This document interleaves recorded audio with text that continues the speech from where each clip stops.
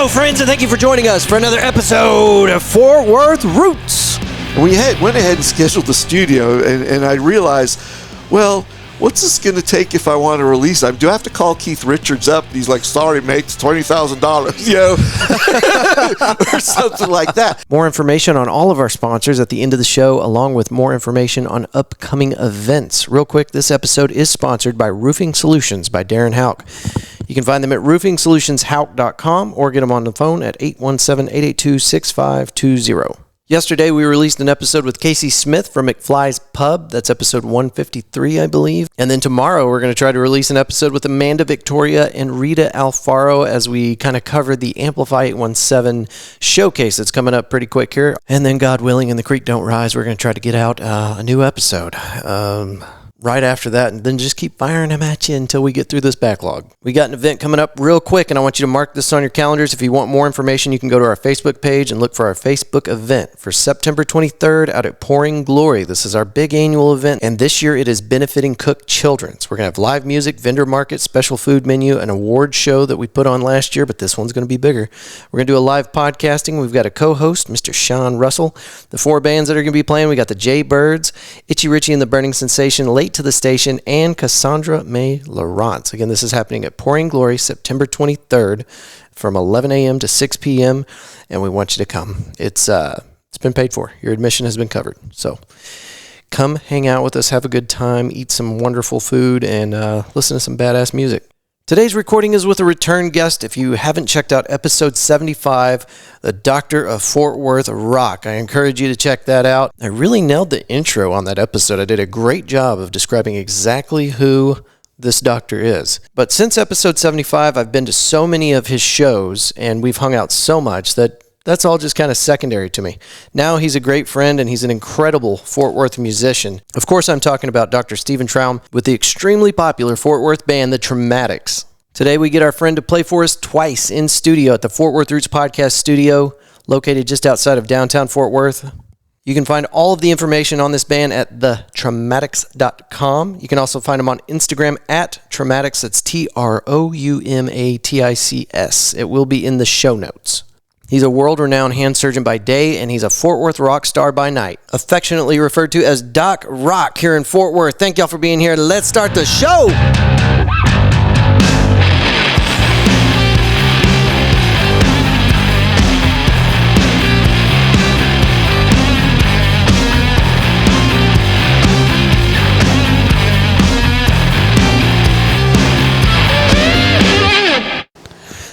All right, what are you doing with Joe Tacky? Just going to start the recording there. Yep, that's how it works. All right. Hey, everybody. Got Mr. Doc Rock, Mr. Steve Troum. Troum. I always screw that up, man. Everybody does. You're not the only one. Troum. It's like Trout the fish. Or I say surround sound, Troum. There you go. There you go. It's a little verbal exercise for you. Excellent. So, yeah, the band, the Troumatics, for our first album, which is the singles have been released, but the full album with the artwork is coming out in a month on July 14th. We did that originally with Taylor Tatch producing and Todd Pipes mastering. And then we did a set of, I'm going to say 5 songs. Most of them have not been released yet, so stay tuned. Just with Todd Pipes doing everything. And then we thought, you know what, I want to have the experience of having the whole band in there at the same time, playing live, no click track like they did in the old days, just good feeling the rock and roll while you're doing it.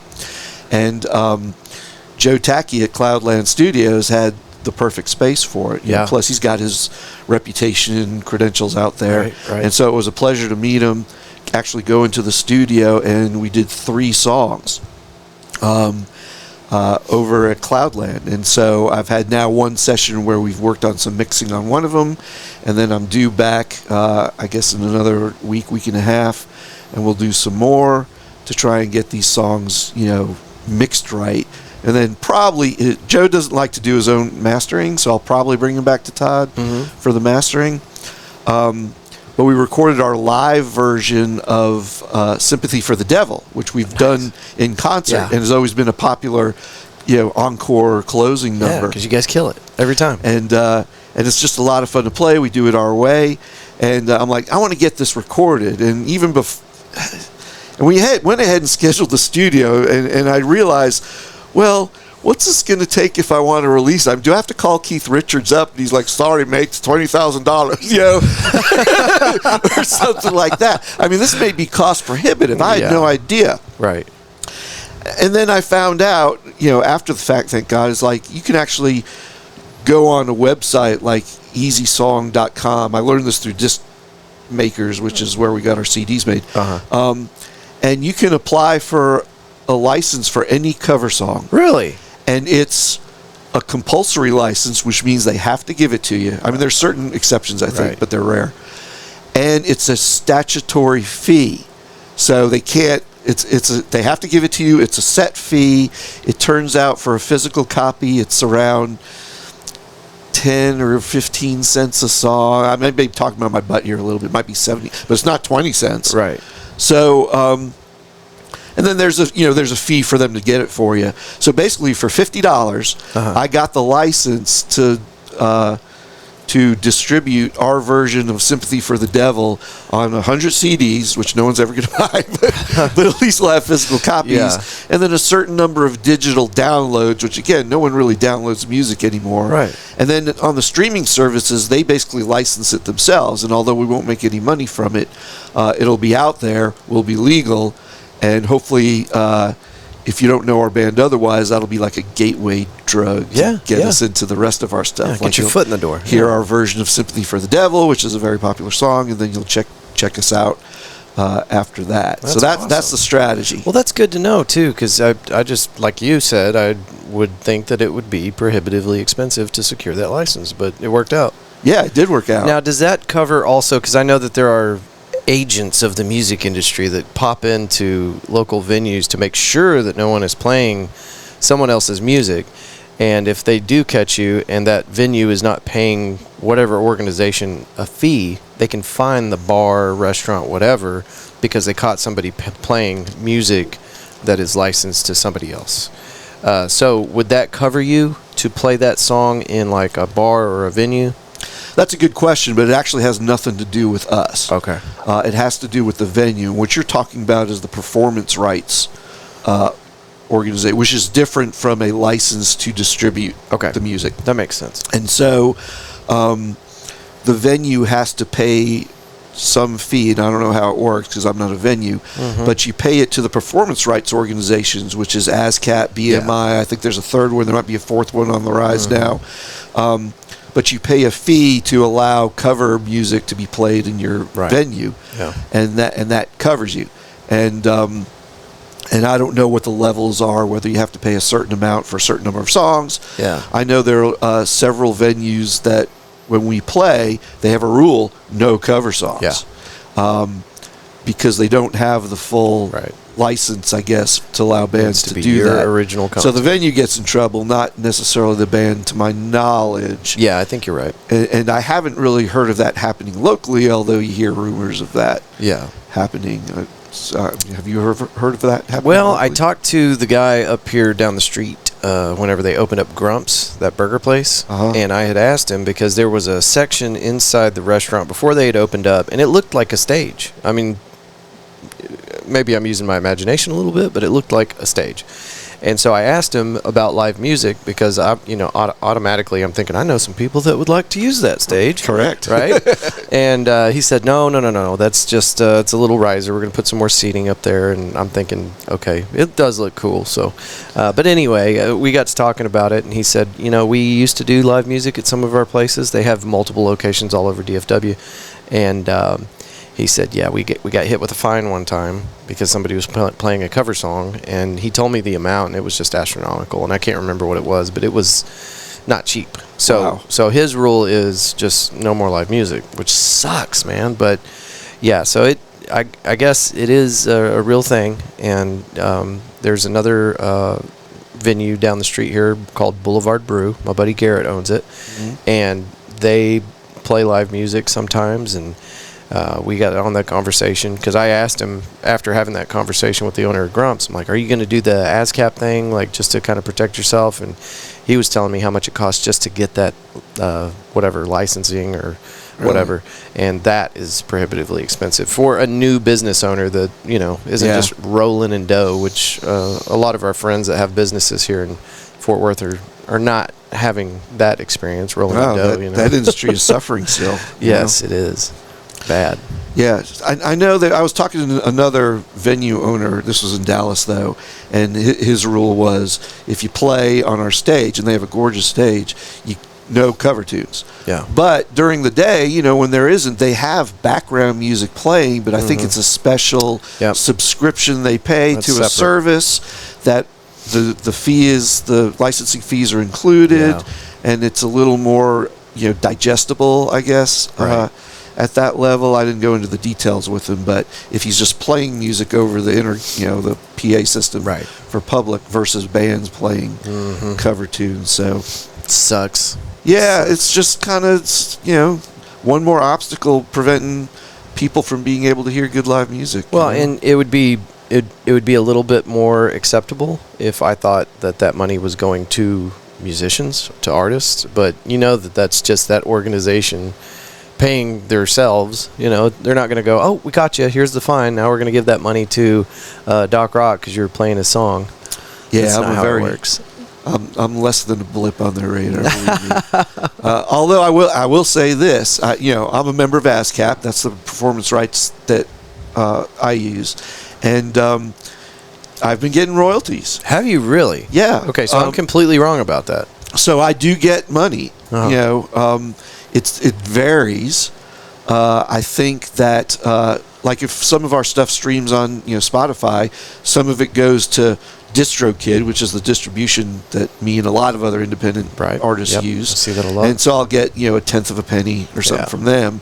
But then I think they also pay ASCAP a little bit. Yeah. Plus, ASCAP now has a program, and all of you performing artists out there should know about this if you don't already. And I don't know if BMI or the other ones have it, but ASCAP has basically a live performance thing now where you can go on their site, enter the date and the venue that you played a show, put in the playlist of the music you played, and it can be cover tunes too, and then you get royalties for having played your own music at a venue. That's awesome. And so it's more than a few cents too. I mean, it's not $100, but it's a few bucks that you weren't getting otherwise. For sure. So I would advise all live performing artists out there to check that out if you haven't already. That's really cool. Yeah, I bet there's a lot of guys that don't know about that. Yeah, this whole journey has been a fantastic learning experience. That's what I want to segue this into, because you were on the show, God, man, it's been over a year now, I think. I think you're right. And you and the Troumatics have accomplished so much. I don't know that you were being played on the radio back then, and now you're on every radio station in DFW. Well, we've appeared. I said what I said. You're right. We've the radio stats are pretty good, I think, for a new band. We've released 10 songs and a Christmas song, and of those 11 songs, 8 of them have been on the radio. Yep. And a lot of them have been on the local show on KXT. We have like 4 songs on rotation on KTCU. Plus, they played our Christmas song. We've appeared a few times back when 97.1 The Eagle then became 97.1 The Freak. Well, they still had a local show on Sundays, and we've appeared on them a couple of times when they were doing that, but they stopped doing that now, and I think they're all talk now.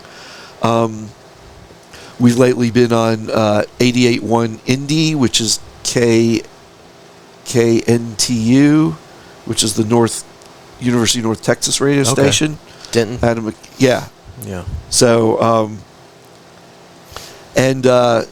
let's see, KNON we were on. As a matter of fact, when KON, and the Reckless Rock radio show, which is awesome, Those guys are very cool. They have a Sunday night show that focuses on local music. Yeah. And so they've played our stuff a few times on their show, but most surprisingly, they did a show January 1st of this year where they, in their opinion, again, it wasn't scientific or anything, but in their opinion, they played during their show what they felt was the best music to come out of DFW Hell the yeah. prior year. Nice. And the first song they played was the Troumatics' Blood on My Knees. Nice. And I'm like, that's badass. So, It's pretty rad, as man. far as I'm concerned, I don't care how famous you are, how many times how many streams you get. If you get your stuff on the radio, that's pretty cool. Yeah, absolutely. And I'm humbled by it, and I'm just thankful that we have stuff that other people think are good enough to put on there, and it sort of helps validate kind of what we're trying to do here.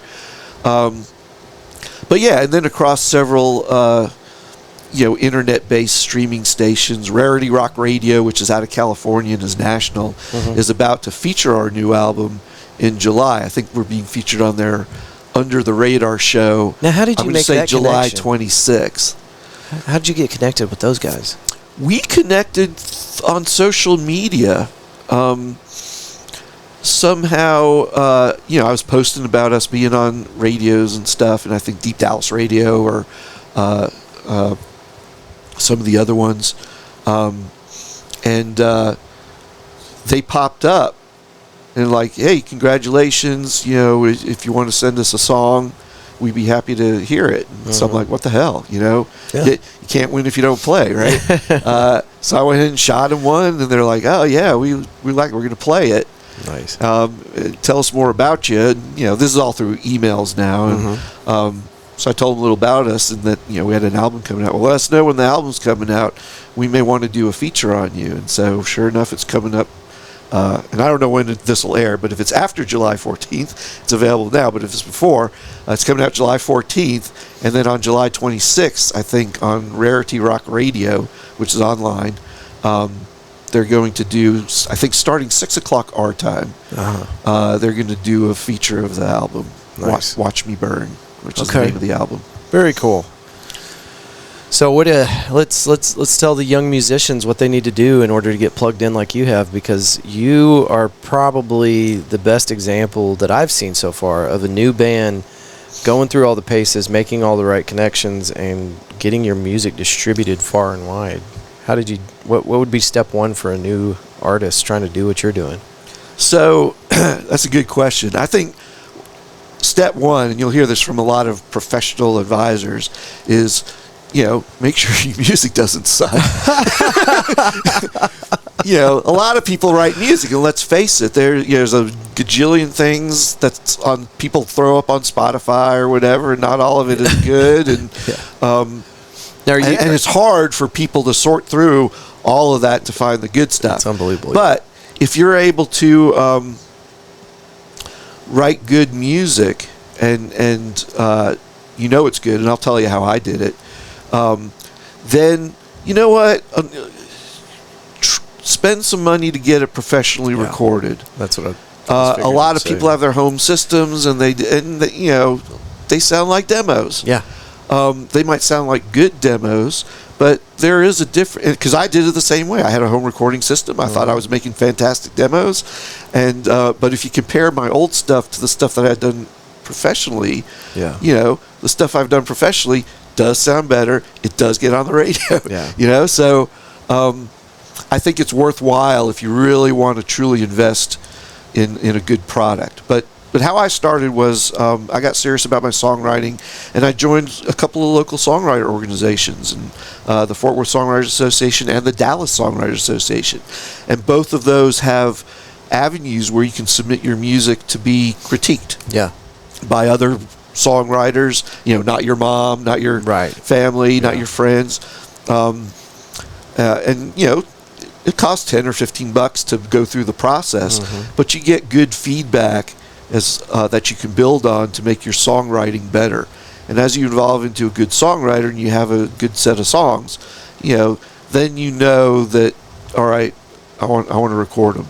Yeah. And then the next hardest thing is actually getting a band together. Getting other musicians that believe in your vision, that jump on board and are willing to work with you.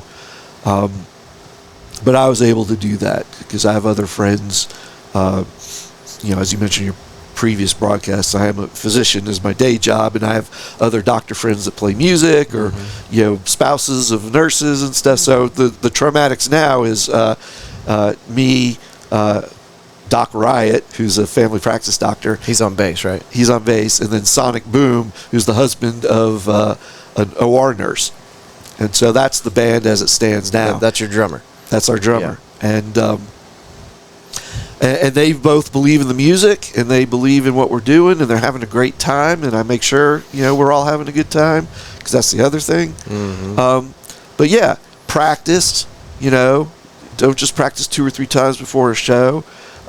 Get tight so that you're, again, presenting the best version of yourself. And then as far as booking gigs, when you're a new band, you're not going to book a Saturday night at a big venue. Right. I mean, if you're lucky and have some friends who have bands of their own that are established and get you to open, that's one way to do it. Yeah.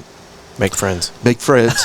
But then the other is, purposely go book non-prime time slots. Yeah. Our first shows were like happy hour shows that we did for free. On a Thursday. But yeah, exactly. Yeah. I think our first show was at Magnolia Motor Lounge, which is a well-known venue. Was it the new one or the old one? It was the old one. Okay. And but we got them to let us play a happy hour show on a Thursday, and we got a decent crowd of people to, bigger crowd than their normal happy hour crowd. And then that enabled us to book prime time with that same venue. So we played Magnolia a couple of times, including the new one. And we now have a show to play, I think, September 23rd. We're playing Magnolia Motor Lounge. Nice. We played a happy hour show at the old Lola's, Fort Worth, on a Friday. And again, that showed that we could get some people there. It showed them that, they listen to our music. It's like, okay, they don't suck on stage. And then that just kept built. Once we did that kept building and allowed us to network and book other places. But start humbly and then work your way up. Well, and you guys have such a fun group of friends that show up for all of your... I mean, I've caught you at multiple locations now. I've seen you play at Twilight. I've seen you play at Magnolia Motor Lounge. And I know I've caught you at a couple other places. I'm blanking right now. Did y'all play the very itchy Christmas? Yeah. Yeah. So we played Southside Preservation Hall here in Fort Worth. I think there's one in Dallas too. That's not the one. So we've played that. We played Mass when it was open a couple of times. It's now the Cicada under new management, and I don't know if you've been there yet. They've done a good job with it. Like it. Wow. That's where we're playing on July 14th. Yep.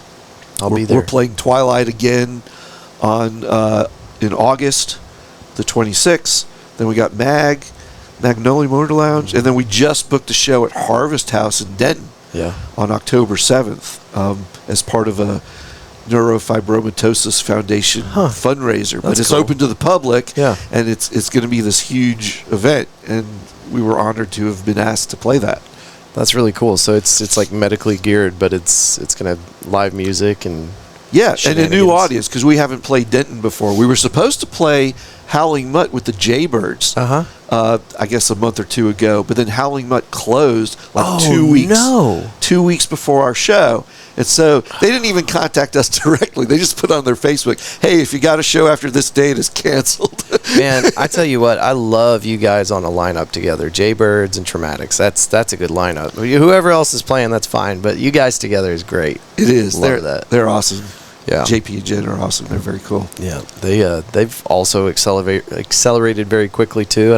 They're not on the radio stations like you are, but they've got some acknowledgments, and like you and your brother, you've got a great group of people that show up for your shows, and people that are listening, if you got a musician friend, you have no idea how important it is to show up for their gigs, for their shows. Because go to shows. It will get them their next gig.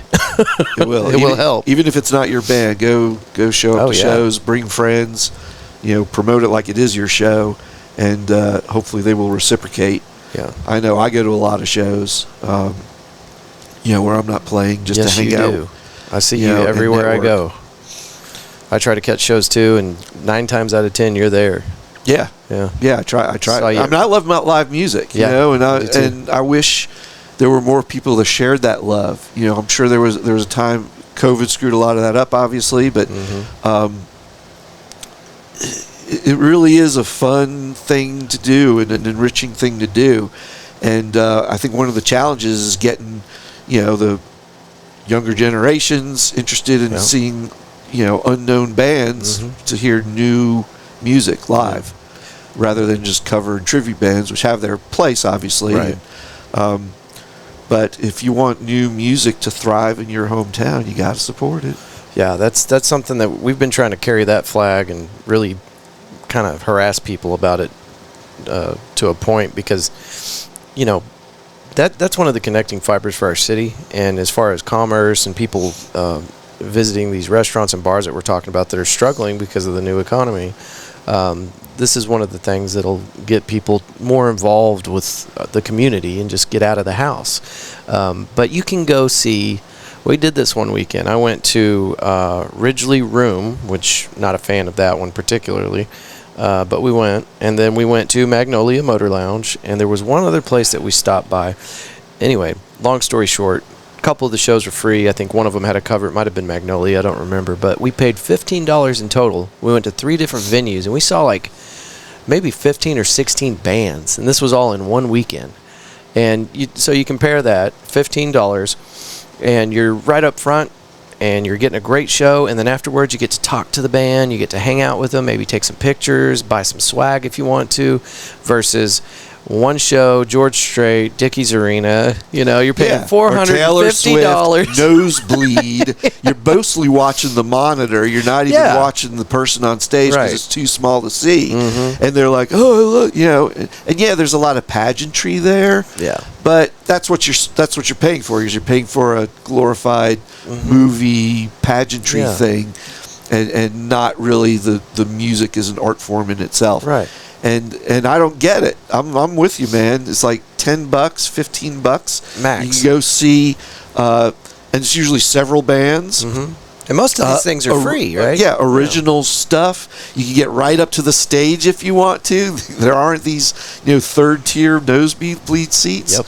And and I guess it's a different experience, but still, I mean, that's about as good economic use of your entertainment dollar as I can think of. I mean, it's such apples to apples. It's a way better experience, these smaller shows. You're not fighting for parking. You're not paying for parking.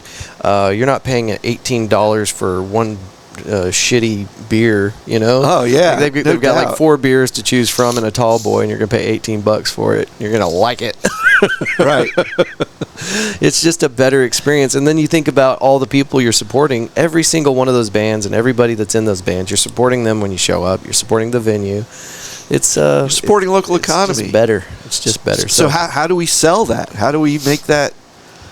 I have my own theories. I think we could get, you guys and the local podcaster guys are the exception, but I think the media really needs to do a better job. And when I'm talking media, I'm talking about local radio stations, I'm talking about local television, I'm talking about the newspapers, I'm talking about other various cultural influencers that really don't help sell the local music scene. And there are radio stations that play, they'll play the local shows or whatnot, and then a few of the acts will get in regular rotation. I think the one big alternative commercial station, alt whatever it is, doesn't even play local music. They claim to be the alternative. It's like, well, you want to play alternative rock? Play some of the local stuff that truly is alternative. And you don't hear the news stations doing stories on bands or venues that are opening up. Basically saying, hey, you know what? It's cool to go out and see live music. Here's a story for you. Here's a story of a venue that's trying to support live music in town. Here's some music that we're going to play for you on our radio station. I know another thing that particularly Sean Russell of Cutthroat Finches is trying to work on is getting local venues, not just restaurants, but shopping centers, to play local music over their intercoms. That'd be awesome. Walmart or wherever, to play local music over, while you're shopping. And that every little bit helps. to turn people on to this industry, which really I think deserves to thrive. Mm-hmm. I think we need art and music in our lives. Mm-hmm. I think that it's worth the investment. And I think people that will go see live shows will get something out of it. And if we can just turn everybody's light switch back on to like, hey, let's go do this. This is a legit use of our entertainment time. Yeah, I think I'm just trying to figure out the best way to do that. Well, and I think I'm glad you brought up Sean too, because I was going to mention him. But I think that's what it's going to take is the podcast community. People like you, people like Sean Russell, organizations like Friday on the Green with Near Southside. I mean, there are people that are trying to champion the local music movement, and it's just going to take constant and persistent pressure from everybody that's invested in that idea to just keep going. And I don't know if there's a magic bullet for getting people off the couch, but we got to find a way to engage these people that don't get to enjoy the artist culture of Fort Worth. And it is so much more impressive than it was even 10 years ago. I mean, Fort Worth has local vendor markets all over town every single weekend. There's always a show going on. There's always something you can do. You can go see Jack Daw over at Liberty Lounge, slanging art in the parking lot on a Saturday, and then later on go catch a show at, stop by, get a burger at Pouring Glory and watch a band there, Denver Williams on stage, and then shoot across to Cicada and watch the Troumatics rock out after the sun goes down. And I mean, just you can make a whole weekend out of it and hardly spend any dough, you know, but you're supporting the community. You're making these things. You're keeping them relevant. You're strengthening this little artistic movement that we're talking about. So, and how do you translate to somebody that hasn't experienced it? Just get off the couch and go. Yeah, really. Come play with us. Come hang out. Once you do it, you'll like it. I do want to give a shout out to Tom Martins and the Here Fort Worth group. Yes, they're good helping call. Support. Amplify 817 is doing a good thing, and I don't mind saying that. I'm not a member of them. I keep applying with hopefully one of these days, but I do believe in what they're doing. They have a crop of good new artists that are joining each time they do it, and so they're helping. But we got to get the word out in a much exponentially broader range and really penetrate the population somehow. And if there was a way to engage the media a little bit better, mainstream media a little bit better, I think that would help. If we can gain corporate sponsorship of some, or get some of the larger corporations to say, hey, invest in local music, put on some concerts, rent out, enter facility or venue here and do a special show and theme it somehow. In my case, I would like to see like a healthcare worker appreciation benefit concert, or some charity that you could support, regardless of what that is. And that, getting some corporate sponsorship and interest, I think, would help as well. Who knows who's marketing at American Airlines, man? Of course, they're probably struggling too with all this, but it's still, always up and down. It's a different level, and if there was a way to engage some of these, larger corporations and real estate people. I mean, real estate developers. They develop the real estate that these venues use. It would be in their best interest to make sure that these places thrive. Right, in general, so that they can now develop other communities that might have music as part of it. That's a really good idea, man. And I'm gonna start sending some emails. We do need to get some corporate sponsorship influxed into this. Let me sit in front. I'll talk to him. Okay, yeah. Let me give you my spokesman's phone number here. Yeah, one of the and I fully admit this, and it's it sounds a little cocky the way it's going to come out, but one of the advantages of being a doctor is people don't think you're stupid. Right. So when you say, like, oh, this guy's kind of smart. So when you say stuff, I think they give it a little bit more stock. Sure. Than just somebody, try to blow sunshine at them. Yeah. And I'm happy to use that to. You've earned it. To benefit the causes I believe in, which certainly local music is one of them. Well, Sean Russell's doing the dugout thing at Lola's, and he's constantly trying to come up with ways to promote the local music scene. And next year, it just depends on sponsorship, but we're going to launch a citywide music series. And what we're going to do is we're going to hop around different venues. It's going to launch, again, depending on funding, going to launch it in February. You and I have talked about this, and you already shook my hand and said you'd do it. Heck so yeah. You're locked in.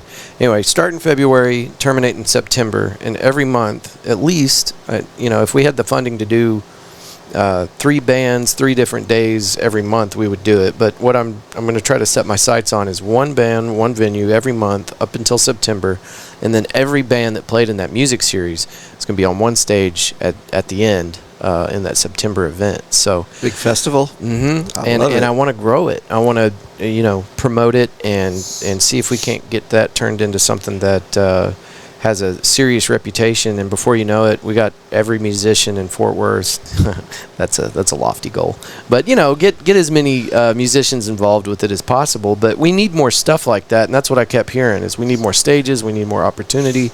So this will open up, a little bit more. You get a good thing going, you're going to attract all of Texas and beyond. That's what we, right? That's what we do. You're going to have people in Austin going, hey, they're doing this cool thing in Fort Worth. We should go up and do it. Yeah. South by Southwest, what's that?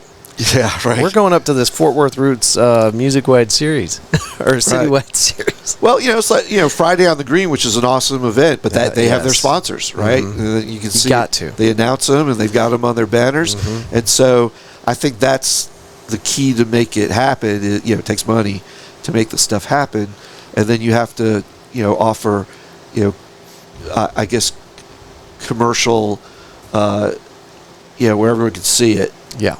It's got to be on banners.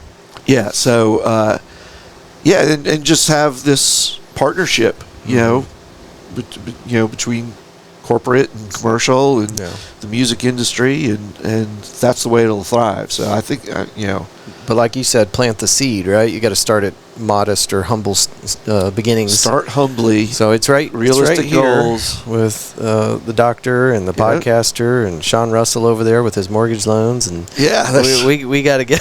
Did you see the billboard he's on? I did.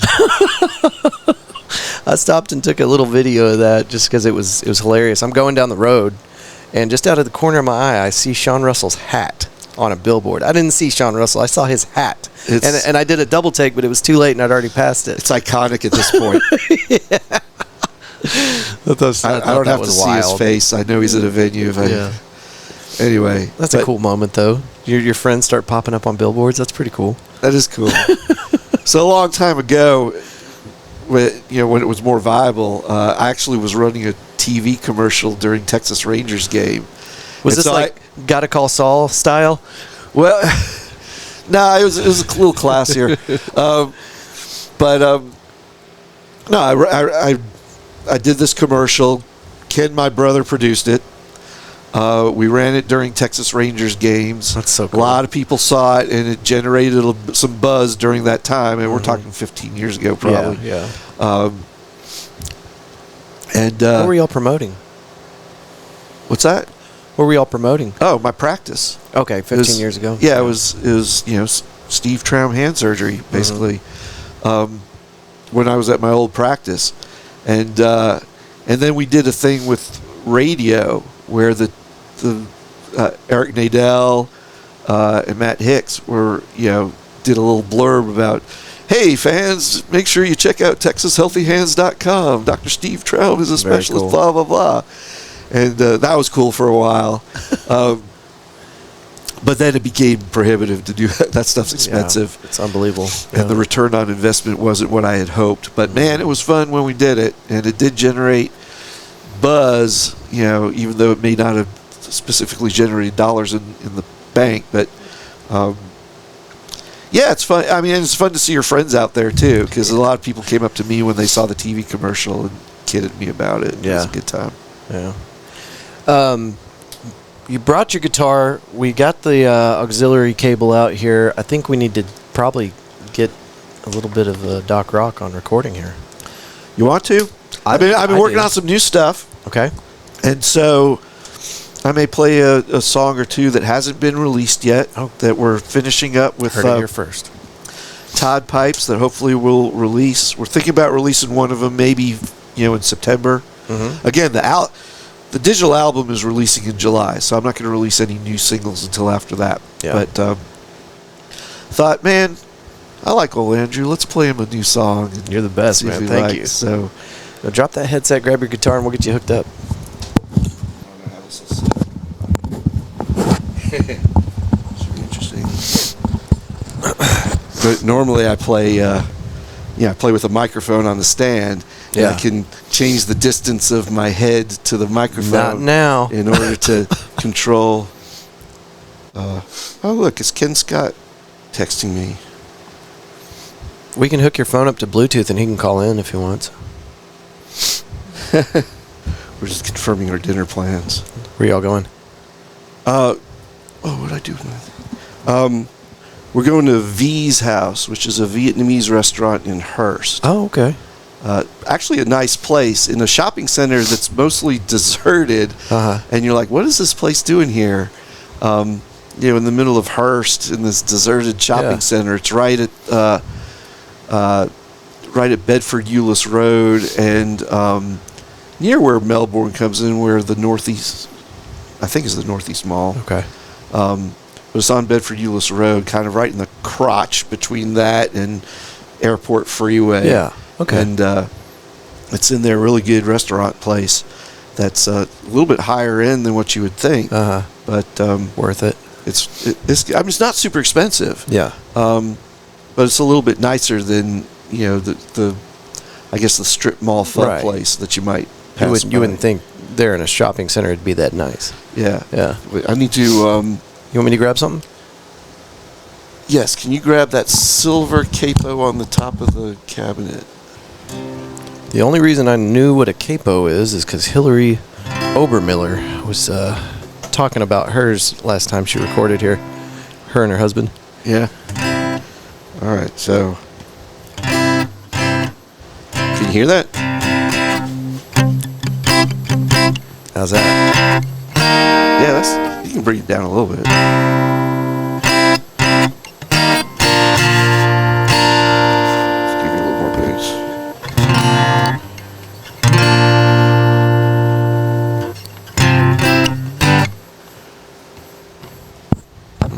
I'm used to having like reverb and shit on it. No pedals today, sir. This is going to be pretty raw. All right, let me get a drink. It's going to be great. We're making history here. You didn't play for me last time. I did not. This is the first time me playing for you. This is overdue. And again, I'm mostly an electric guitar rock guy. Although, as I mentioned earlier, I started developing my songwriting on playing acoustic guitar with singer-songwriter organizations. And so when I play my solo stuff or for the open mics for these things, I'm playing just me and acoustic guitar. Yeah. Which works out real well. This year alone, I did a solo acoustic set at Mayfest, Fort Worth. I did a solo acoustic set at the Wildflower Festival in Richardson earlier. I'm going to be doing a solo acoustic set at Sons of Herman Hall in Dallas for a charity event for one of the lodges of Sons of Herman. Nice. And they call it Sunstock. And that's because it's done every year on the anniversary, the weekend anniversary, not the exact date, but the weekend anniversary of Woodstock from 1969. Nice. And what I found out was in order to play a set there, you play just your original stuff, except you have to have 2 songs in your set that were played during the Woodstock Festival. Okay. So I had to go online and find out, well, who exactly played? I'm not going to try to pull off any Jimi Hendrix on acoustic guitar. Yeah. I'm just not that good. But I narrowed it down, and I still need to work on them. But I'm going to play White Rabbit by Jefferson Airplane. Okay. And I'm going to try to pull off some semblance of with a little help from my friends that Okay. Joe Cocker did. Yeah. And I'll never do it as good as Joe Cocker. That version is amazing. But we're gonna put something out there. It'll be excellent. But anyway, And what are you playing now? so this song is called "Cigarette Love." Okay. Not yet released. Not yet released. We're still in the process of getting this, recorded and mastered with Todd Pipes. And it's kind of, I guess, I'll just say it's a little bit about a song of redemption, I Excellent. guess.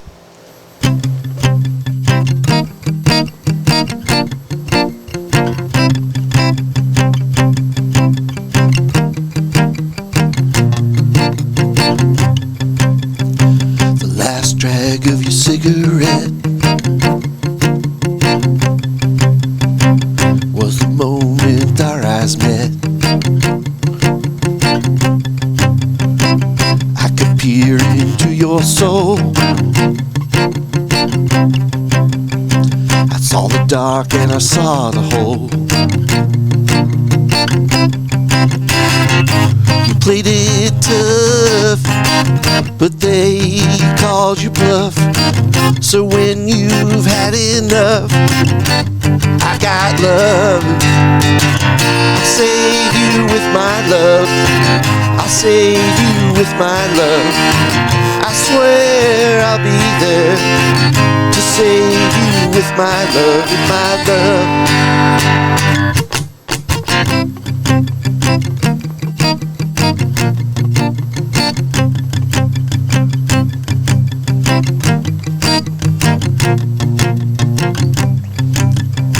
The crowds you ran with that were wrong. All the guys that strung you along. Bad decisions that you made reinforced your barricade. You played it tough, but they called you bluff. So when you've had enough, I've got love. I'll save you with my love. I'll save you with my love. I swear I'll be there to save you with my love, with my love. Running fast but don't know to where. Wonder why anyone should care. But I took that dare on the night that you met my stare.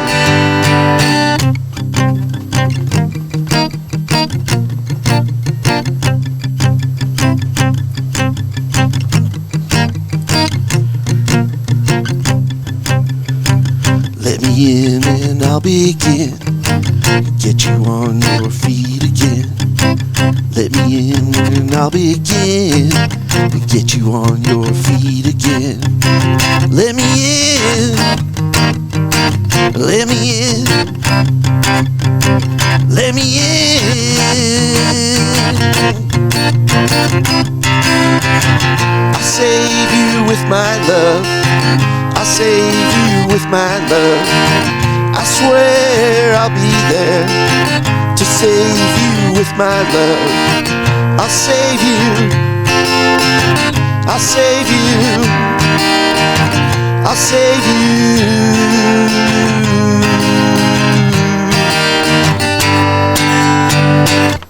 Yeah. Screwed that up. Thank you, thank you. I got it on the rebound there. Excellent. I just punched the wrong button. That's excellent, man. Have y'all played that one yet on stage? We have once or twice. Okay, played because it on I feel like stage. I've heard it. So maybe and that's it's my a imagination. lately kind of thing. But yeah, it'll become more featured as we get it released. It's excellent. And all that kind of stuff.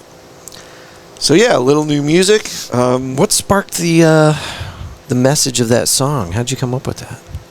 So it's a mixture of things, and one thing I want to make kind of completely clear is that a lot of my songs are works of fiction. Yeah.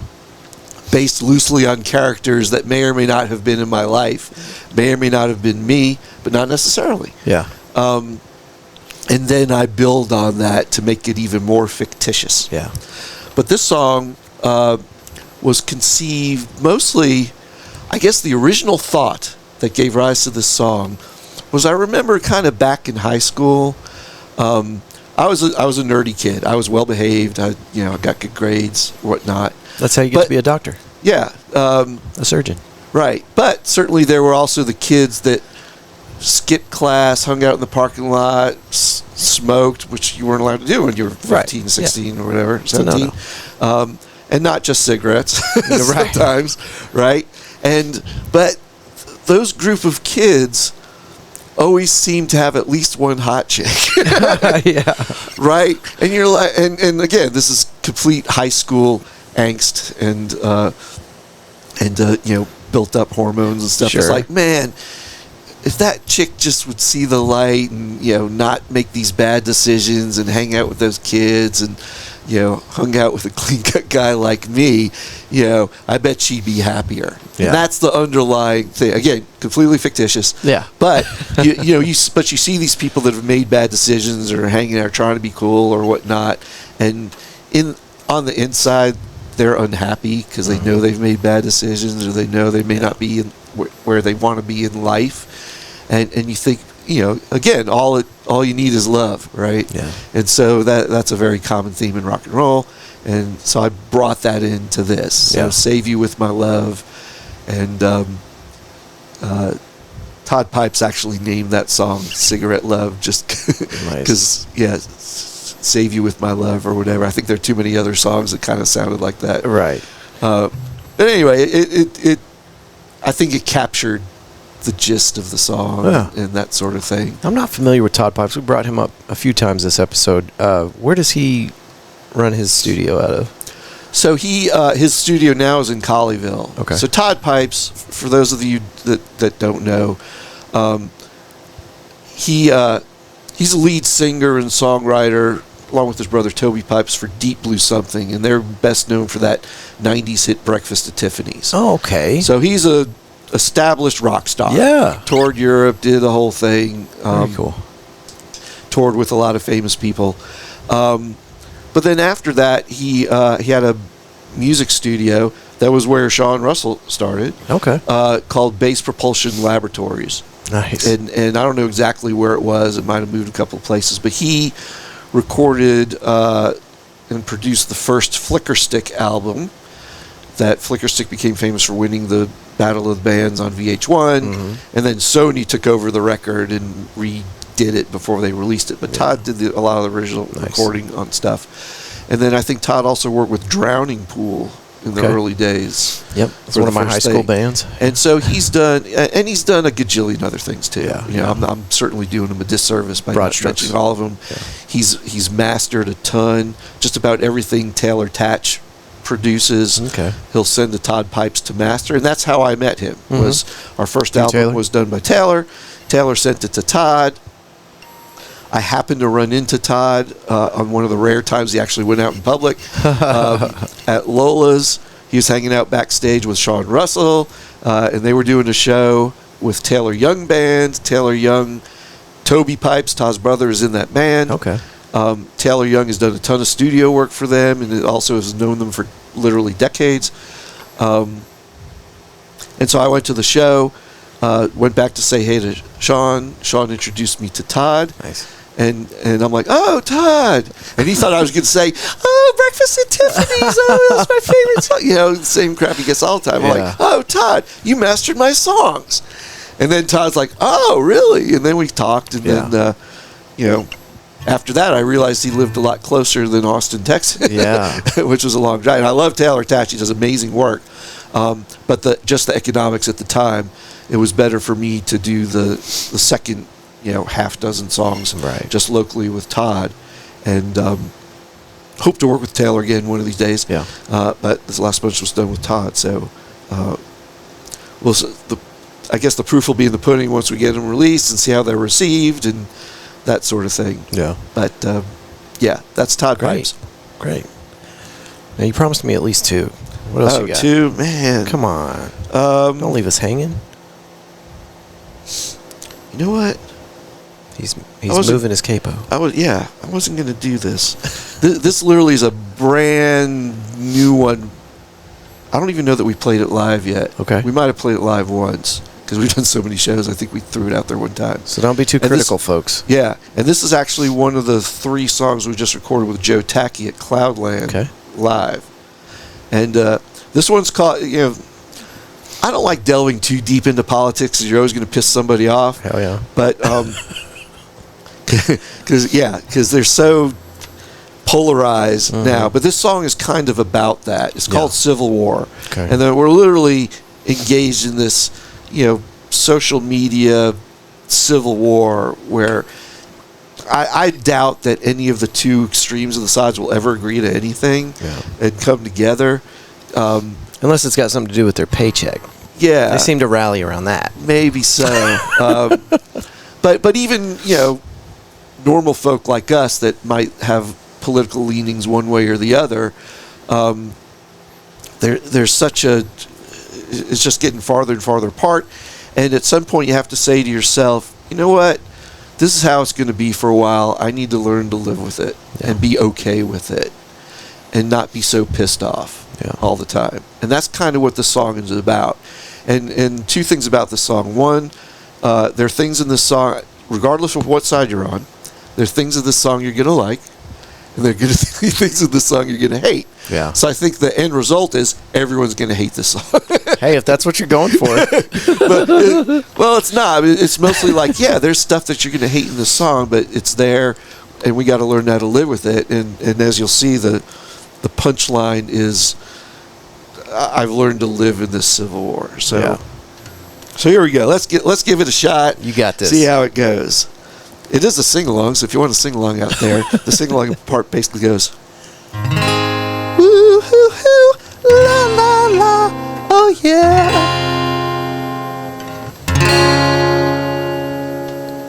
Hey, hey, hey, you're so irate. You want to make a date to crash the gate and set them straight. Wouldn't that be great? But I won't take that bait. And maybe we're not that free. Maybe there's a better place to be. But in all honesty, I'm not that angry. I'm not that angry anymore. I've learned to live in the Civil War.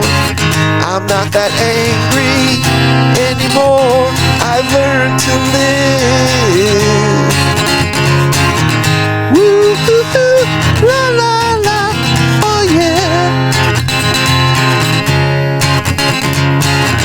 Woo hoo hoo, la la la, oh yeah. Sad, sad, sad. Everyone's mad about all the crap that you read on your iPad. So politicians are bad. What did you think we had? And maybe we're not that free. Maybe there's a better place to be. But in all honesty, I'm not that angry. I'm not that angry anymore. I've learned to live in the Civil War. I'm not that angry anymore. I've learned to live in the Civil War.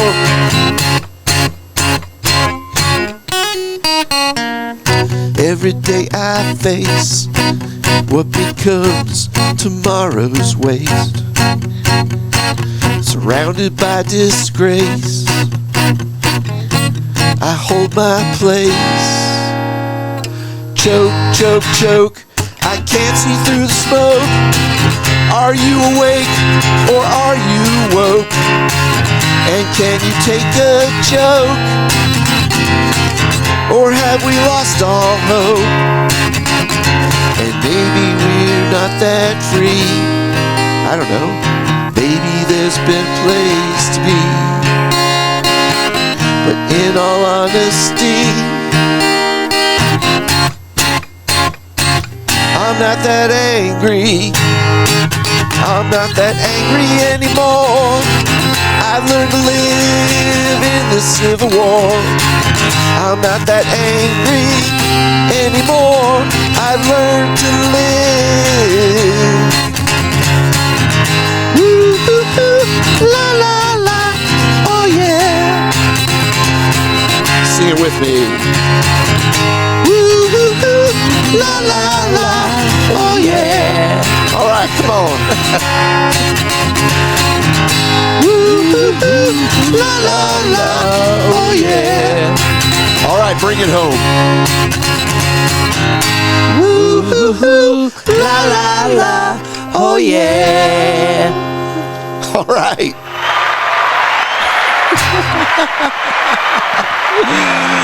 It's awesome. There you go. That literally is I love it. fresh, new. And it is. It's fun to sing along to that song. You made it easy for us. Well, the idea is to try to bring people together for something, right? Yeah. You know, so it's it ain't perfect gonna be that politics. it's a sing-along.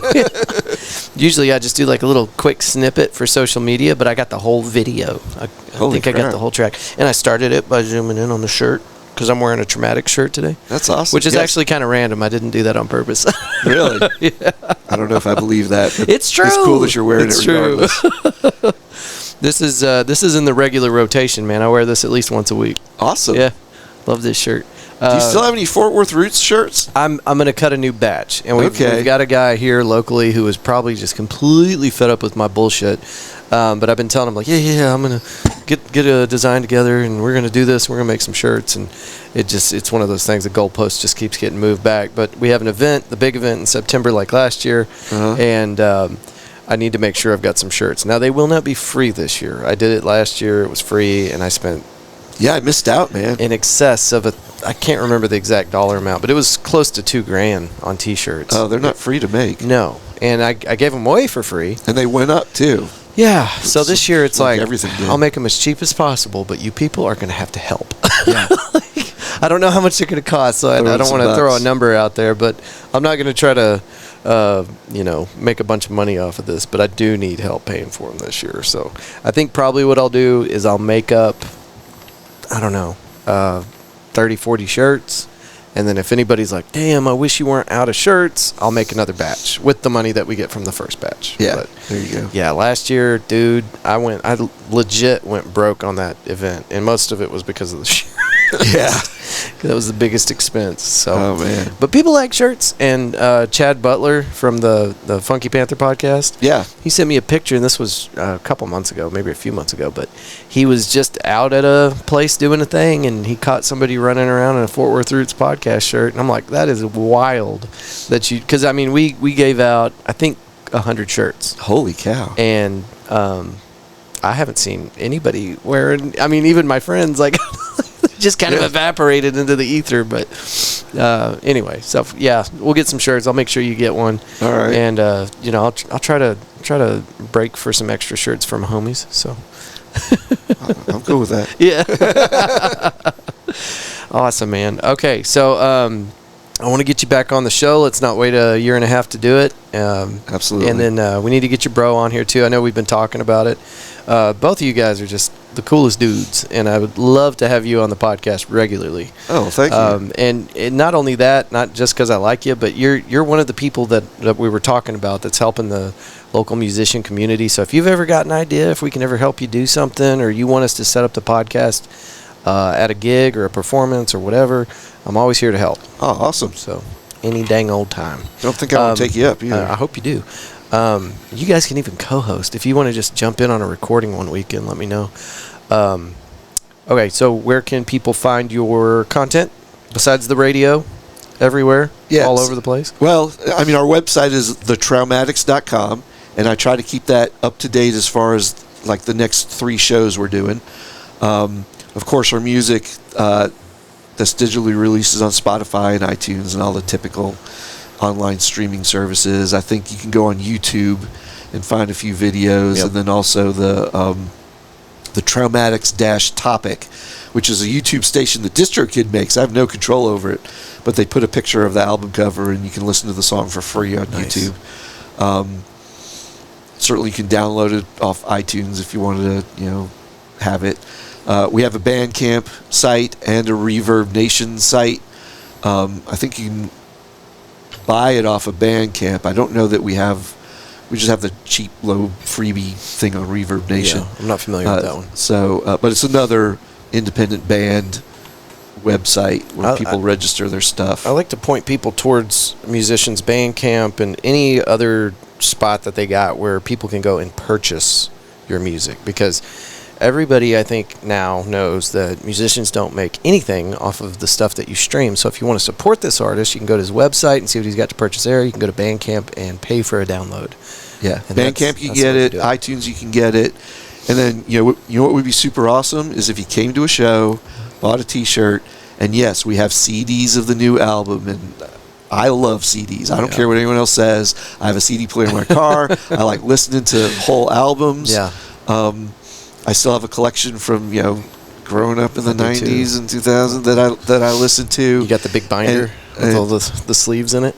No, I don't have that. Actually, I have a gigantic, takes up a whole wall of shelving. Nice. That has thousands of CDs in it, but they were the cheapest to make. Yeah. I'd like to make vinyl, but that's really expensive. Yeah. I don't feel comfortable that I would sell enough to get my money back. Wow. I don't know how long vinyl's going to last because it went away for a reason last time. But I think CDs might make a comeback just because it's, as far as physical copies, cheaper, and the sound quality's better. And you can play them in your car. You're not going to play your vinyl in the car. Yeah. Although they did have vinyl players in cars back in the 60s. They tried. Not in my car.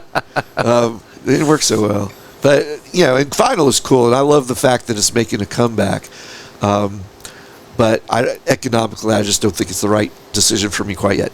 But CDs, I don't mind making. I, threw a couple $100 in to get some made, and we got them at shows, and it would be super cool to get one. I'll sign it for you. And that's a way you can support us as well. Oh, yeah. Get off the couch, come to a show.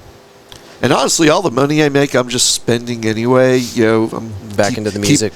Keeping local studios and T-shirt makers, and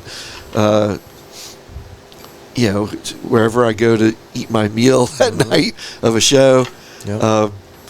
So it's, the money's being just reinvested into the community. Yeah. I'm not making profit off of this. Right. Yeah. So, but would love the support to help absorb some of the expenses. Absolutely. Thank you for doing this, and we'll get you on the show here in the near upcoming future. Absolutely. And again, if we can do anything to help you at a show or support you in any way, let me know. I will. All right. Thank y'all for listening. We'll see you next week. Bye.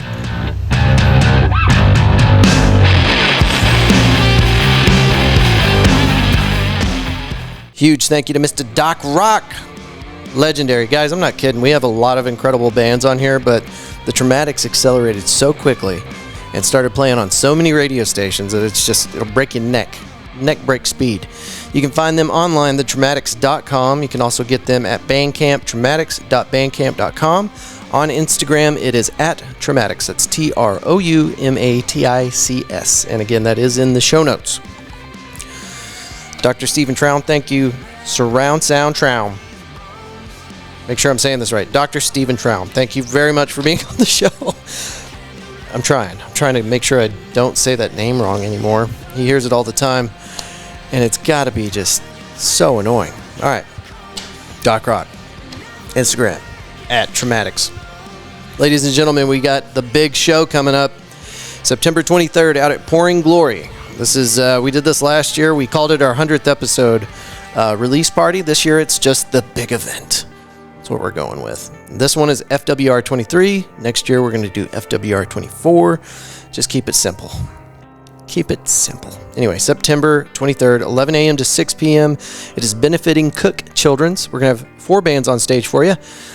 Starting with, I don't know if this is the lineup. I got Itchy Richie and the Burning Sensation as the one responsible for running the show. He's got Cassandra May Lawrence, Late to the Station, Itchy Richie and the Burning Sensations will be playing, and the Jaybirds. It's going to be a great show. I quit calling stuff free a long time ago. It's been paid for. Your admission has been taken care of. So, live music, vendor market, special food menu, our annual award show that we did last year. We're going to keep that up. We've got more awesome people to acknowledge during the show. And we're going to be doing a live podcast. We're working on trying to get you a special guest out there. Co-hosted by Sean Russell, this whole thing is. We'd love for you to come out.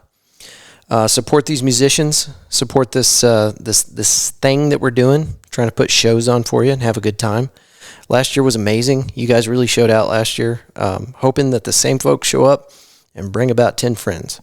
It'd be great. So we're going to have goodie bags at the door, and if you'd like to keep up with more details as we get closer to that date, you can find us on Facebook events for Fort Worth Roots, and we will make sure if you just hit the interested or the going button, I believe you will get updates as we post new stuff. So that is exciting. We're going to have some really cool vendors out there. Already got a few lined up. Just waiting to solidify that before I start rattling off names, but it's going to be fun. It's going to be a good day. All right, September 23rd, and it'll be in the show notes, 11 a.m. to 6 p.m. out at Pouring Glory. All right, I am going to try to get you one episode every day until the backlog's completely cleared out. This is ridiculous. Doc Rock's episode should have been out a month ago. And if you haven't caught it yet, episode 75 is the first one that we did with the doctor. And that's got more of a origin story in it, so definitely worth checking out. All right, Roofing Solutions by Darren Houck. Get them at 817-882-6520. They're offering you 50% off of a roofing tune-up. You can get them online at roofingsolutionsHouck.com, and that will be in the show notes. Darren at Roofing Solutions by Darren Houck, him and his family have been taking care of the Fort Worth Roots podcast for over a year now. These guys are awesome. And they're the reason that the show's still here. So, but that doesn't mean he's a good roofer, right? Nah, go online, check whatever platform you want. You're going to see that this is the highest rated roofer inside the DFW area.